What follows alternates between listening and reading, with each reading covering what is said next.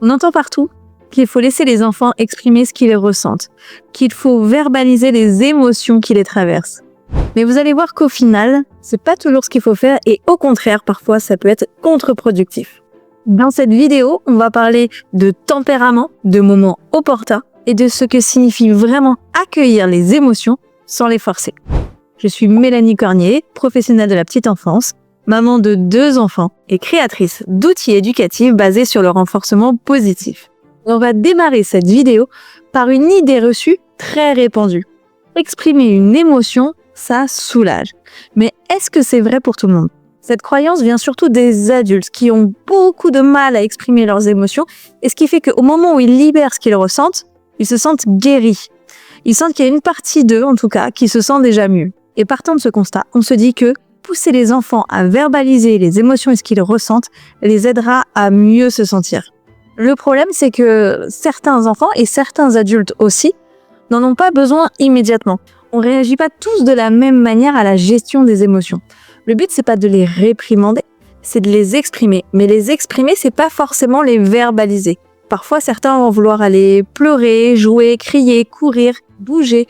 Peu importe, c'est leur manière d'exprimer ce qu'ils ressentent à l'instant T. Et parfois, forcer à verbaliser quelque chose, alors que l'enfant ou l'adulte n'en a même pas conscience, c'est finalement contre-productif. C'est forcer quelqu'un à exprimer quelque chose qu'il n'a pas encore totalement ressenti. Donc c'est peut-être trop tôt. Parfois, il faut savoir patienter, attendre et accepter aussi les différences de chacun. Des enfants voudront parler, d'autres non. Et c'est pas pour autant qu'ils répriment leurs émotions. En ramenant toujours les émotions au premier plan et le fait de les verbaliser, ça peut créer une forme de performance affective. L'enfant sent qu'il doit vous livrer quelque chose, qu'il doit absolument vous dire quelque chose pour vous contenter. Et parfois, à vouloir trop bien faire, finalement, on fait tout l'inverse. C'est pas grave, il n'y a pas de mode d'emploi, il n'y a pas de bonne ou de mauvaise manière de faire. Ce qu'il faut, c'est surtout s'adapter par rapport à son enfant, à son ressenti, à son intuition. Que vous sachiez nommer les émotions et comment aider votre enfant, c'est déjà un très bon début. Mais il faut savoir l'utiliser à bon escient. Quels sont alors les risques si on continue de forcer l'enfant à verbaliser ses émotions?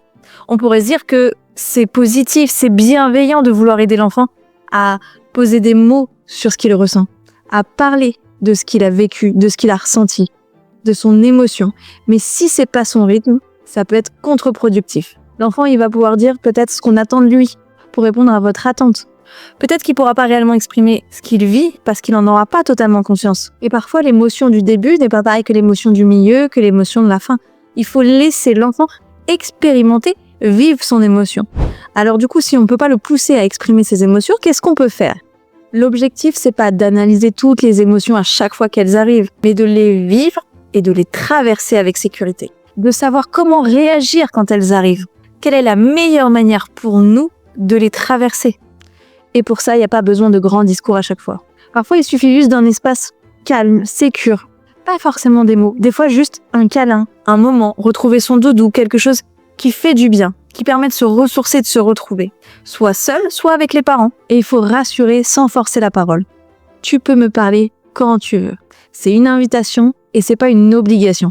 Et ça change tout. Ça change réellement la manière dont l'enfant va pouvoir exprimer réellement ce qu'il ressent. Il va d'abord vivre son émotion, il va se sentir en sécurité et il va savoir que vous êtes à ses côtés pour qu'il puisse l'exprimer quand il se sentira prêt.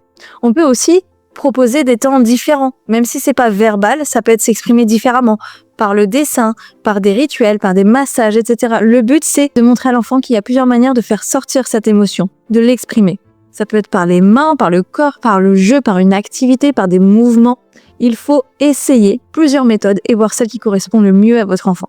Et parfois, même si vous avez trouvé une méthode qui lui correspond, ça peut évoluer avec l'âge, ça peut évoluer avec le type d'émotion et l'intensité. Donc vous voyez comme quoi là, on peut accueillir une émotion, on peut lui offrir un environnement sécure, on peut prendre en compte ses émotions sans forcément parler.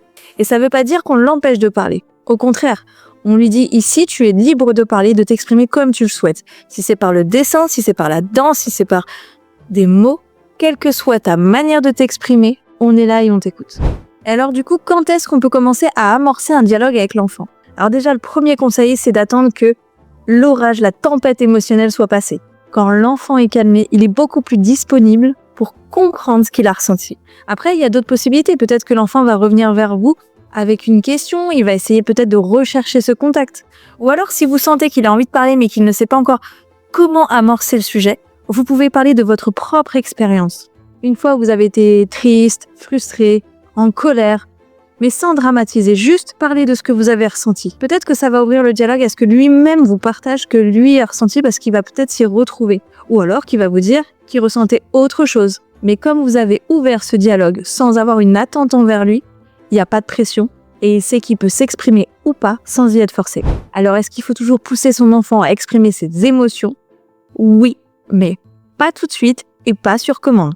Offrir un espace d'accueil sécure pour votre enfant, c'est aussi parfois respecter le silence et respecter qu'il ait besoin de temps avant de s'exprimer. Alors je sais que parfois c'est pas évident parce que aujourd'hui il existe énormément de lectures, d'écrits, de vidéos sur ce sujet, sur les émotions, sur toujours nommer, parler des émotions de l'enfant, mais parfois ça met une pression sur l'enfant sur ce qu'il doit dire, comment il doit le dire. Parfois même nous en tant que parents on n'a pas envie tout de suite de parler de nos émotions, on a juste besoin de la vivre, de la comprendre, de se pardonner, de l'accepter et ensuite on a envie de se réouvrir. Et c'est là où il faut savoir faire la différence, trouver le juste milieu pour être à l'écoute, pour être présent et ne pas forcer son enfant. Alors si ces sujets de bienveillance, d'écoute et de gratitude vous intéressent, j'ai créé pour vous un carnet de gratitude à faire avec votre enfant. Vous pouvez le télécharger gratuitement en cliquant sur le lien en description. Si cette vidéo vous a plu, n'hésitez pas à vous abonner. L'objectif de cette chaîne n'est pas de vous donner une méthode toute faite, mais au contraire de vous donner toutes les clés pour que vous puissiez suivre votre intuition. Alors si des sujets vous intéressent, n'hésitez pas à nous les dire en commentaire et je vous dis à très vite pour une prochaine vidéo.